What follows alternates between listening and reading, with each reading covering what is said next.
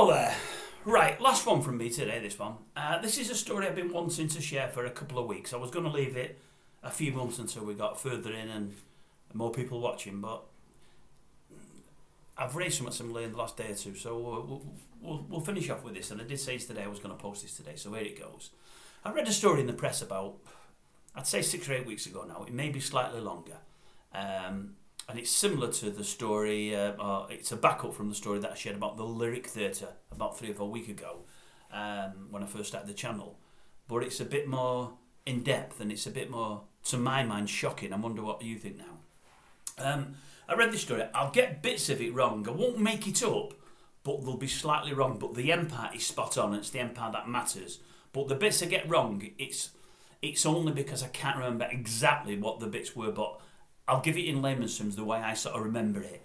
I'm not telling lies as well. Anyway, it's the truth. This is the thing. It was a lady. I'm pretty sure she was an MP. I'm pretty sure she was an MP for the Labour Party, but I may be wrong about that. And I think the story went, she had a busy day at work in London. She was working in London. She might not have been based in London, but she was working in London at the time and had a busy day. And later at night, after finishing work, she went straight from work, I think, to the pub. And now I think the pub was called the Marquis of Granby. I don't know the pub. I don't know London very well. The only reason that rings a bell is when I grew up, my local was called the Marquis of Granby. And I'm sure there's not many Marquis of Granbys about throughout the country. I'm pretty sure that was the name of the pub. And she was meeting 3 friends there for drinks and for something to eat. And I think they were all 3 lady friends, I think. I'm pretty sure, but that doesn't really matter. Anyway, she'd been there an hour or so, and it got to the stage where she decided she needed to go to the toilet. So she excused herself and went away to the toilet. Now it turns out, and she'd not realised this, it turns out that, was it a shared toilet? No, it might, no, I don't think it was a shared toilet. No, I don't think it was. She went to the ladies' toilet. She's a lady, she's Lady MP, she went to the ladies' toilet. Now this is the bit where I'm sort of making it up, or from what I can remember, because I might be slightly wrong with this, but the end bit I'm not wrong about. It's the end bit that really matters. She goes into the toilet, and I think, she says, if memory serves, there's 2 or 3 cubicles there, and there's a rather large lady going into one of the cubicles as she walks in. And I think she has to wait a moment for her cubicle to become vacant, or another cubicle, and she goes in to go to the toilet. Anyway, she goes to the toilet, and she comes out of the toilet, and as she comes out, the person that went into the other cubicle seconds before her was in front of her, came out of the toilet almost at the same time, but slightly in front of her, and went over to wash her hands, this other person. Now, this other person was broader than her and a lot taller than her, but she thought nothing about it. Anyway, this person's washing her hands, and she went to the basin next to it, and she's washing her hands. And she says to this person something like, "My goodness, no toilet paper," or I think it was no toilet paper. And the other person said, "Yeah, that had no toilet paper in mine." She noticed then that the other person not only was a lot taller and a lot broader, but had a much, much deeper voice than her and had all the characteristics of a man. And really she thought it wasn't, well, she was pretty certain it was a man. So they talked about having no toilet paper, and I think she put some lipstick on or something, and I think this other person did. Anyway, she comes to dry her hands. She can't dry her hands because the dryer's broken, so she can't dry her hands. And then I think she comes to look for paper, to dry her hands on paper, paper towel. No paper towel, along with no toilet paper. This other person, as I say, this man, woman, or whatever, I don't know whether it is a man just dressing as a woman or a man that's had bits and pieces sorted, and no, it can't be because the end line flies in the face of that. She didn't know what kind of person it was, as in, was it a man dressing as a woman? Was it a man now living as a woman? Was it a man that's... Is it transition when they've had things altered or not? Or is that not transition? I don't know. I'm not clever enough. It doesn't really matter to me. Anyway, she didn't know who she was in the room with. So anyway, she's tried to dry her hands. She can't do. She's tried to wipe her hands. She can't do. So there's no toilet paper. There's no tissues. There's the paper roll. There's nothing.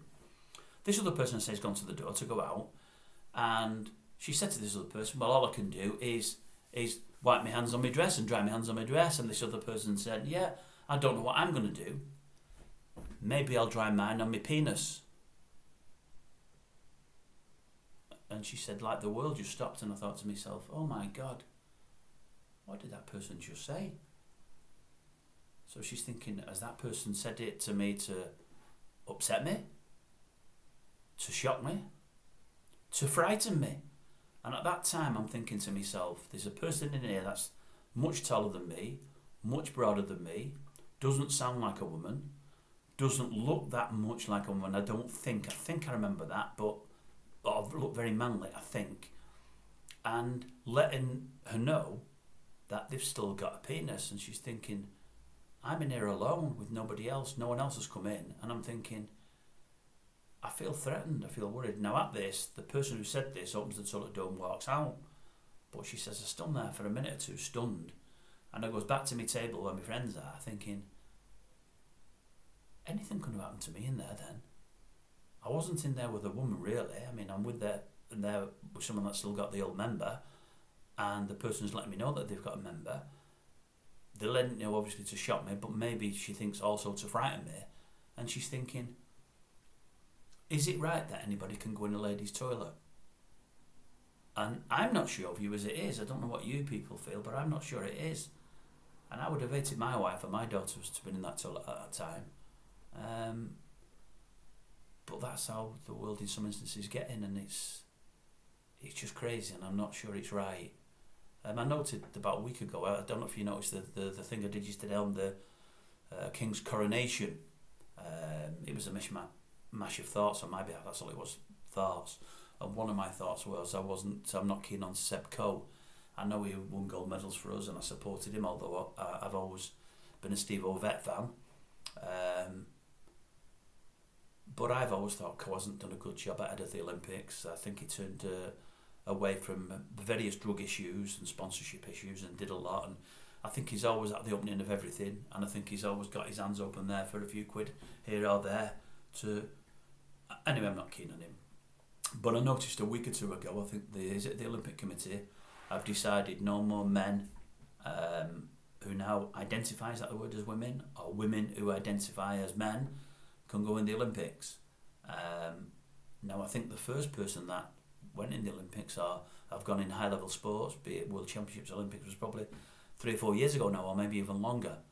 I'm just amazed it's taken that long, and I don't think it's right that people that weren't born in a certain gender can move to another gender and compete in the new gender. I think it's wrong. And I'll back that up with something very simple, and I'm sure you all know it. I mean, even people that have changed gender, I mean, you regularly hear of guys then deciding that they're women and wanted to compete against women. And you regularly hear of these guys that weren't very good against other guys, but becoming world bests in their field. Because let's face it, they're born stronger than women, they're born bigger than women, they're probably born with more strength and more stamina than women, and they're winning things. And I think that's just totally wrong when women have worked hard all their lives to get the top of the sports, and people are coming in from another race, another sexual race, and beating them. You don't ever seem to get women changing as blokes and going to compete against blokes. Now maybe you do and I haven't heard of that, but I've definitely not heard of that. And that's because they'd have no chance of beating men, so they don't do it. But there's men out there that want to cheat and go and beat women because they think they're an easier mark, and that is just totally wrong. Why on earth would it take 2 or 3 years to ban this happening? Anybody with any decency should have looked at that and banned that way before now. Different subject, but the same kind of subject. Anyway, they're my thoughts. Please give me your thoughts below. I'd love to know what you've got to say. And again, because it's gender, that's the big hot potato now, and nobody's allowed an opinion anymore, and those that have an opinion are shouted down. Well, that don't matter to me. Shout me down all you want, it won't affect me. But I'm sure more would agree with me than disagree. Let's look after our women, let's look after our women folk, and let's be right towards them and fair towards them. They have enough on the plate as it is. Anyway, that's it. Have a good Easter Sunday. Not Easter, it's not even Easter. Have a good bank holiday Sunday.